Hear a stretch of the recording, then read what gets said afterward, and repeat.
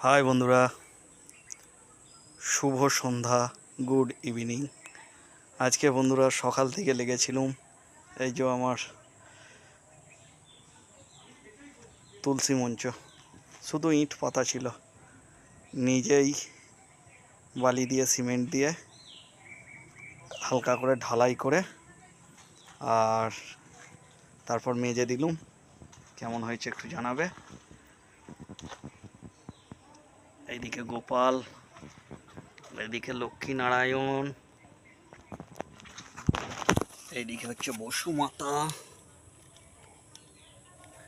আর দেয়ালের ভিতর দিকে বোধহয় সম্ভবত কৃষ্ণ আছে, আমার রাধা কৃষ্ণ, আর এইদিকে কৃষ্ণ, এইদিকে রাধা কৃষ্ণ। কেমন হয়েছে? হাতের কাজ নিজেই করেছি, সেই জন্য আজকে সেইভাবে কারো পরিবারে যেতে পারিনি। একাই মশলা মেখেছি, ঢালাই করেছি, প্লাস্টার করলুম।